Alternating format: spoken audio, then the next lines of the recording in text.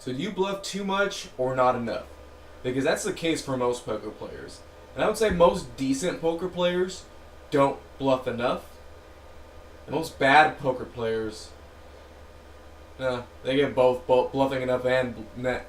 They that's kind of a mix. But most decent poker players, the tight passive players don't bluff enough. Even tight aggressive players a lot of times do not bluff enough. You want to bluff because you want people to be able to call you down lightly when you actually do have it. You should bluff with certain frequencies depending on board textures and the opponent in which you're playing. So a general rule for bluffing is for every flop, you want to be bluffing 2 times for every value bet that you make. So in 3 bets, you should be bluffing twice and value betting once. In general, this is going to be the winning formula. And for the turn, you want to be bluffing 1 time for every 1 value bet. Okay? And on the river, you should be making 2 value bets for every bluff. Okay? This is the general formula for winning poker, for bluffing with winning poker. Okay? So, like I said, this is a general. So there are contingencies depending on the board texture, depending on the opponent which you're playing, tight, loose, and the particular situation. You want to be wise here. Okay? So let's talk about some other things about bluffing.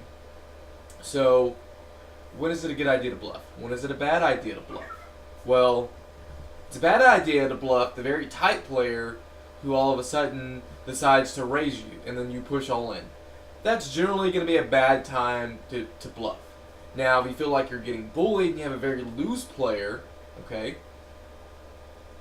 then a lot of times if you come over the top and re-raise them, you can get them to fold. And the last poker session I had a very tight image, but and partially this is because I was not being dealt very strong hands, so I folded for the majority of the time for the first 2 hours.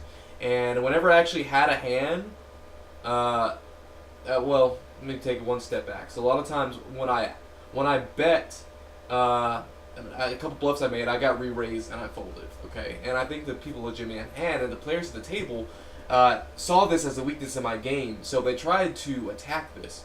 So when I actually got a hand and I bet, see, this is part of evening out your range, and when I bluffed and they re-raised me, I folded. So when I actually had a hand, they re-raised me, and I called, and I was profitable because they called and tried to bluff me light. And there were times when I went all in and they folded, or I re-raised them and they folded.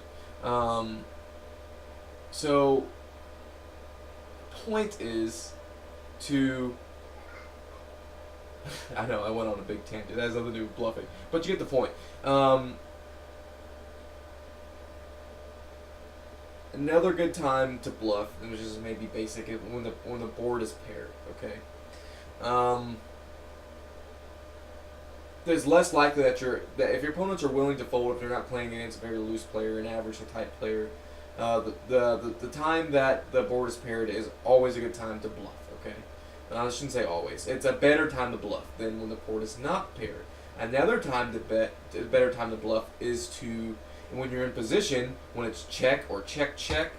It's a good time to put out either a C bet if you were the raiser, half the pot, or what have you. You want to generally give you around that range to see if you can take down the pot, because you only have to win the pot 1 out of 3 times to be profitable in that position, and that's not even counting the equity in which you already have in the hand. That's just if you and all the players all have equal equity going, or excuse me, that's if you have 0 equity in the hand. If you even have 20% equity, then you have 20% profit right there in that position, plus any bets that you may win there in the future because of the equity that you have. If you realize that equity.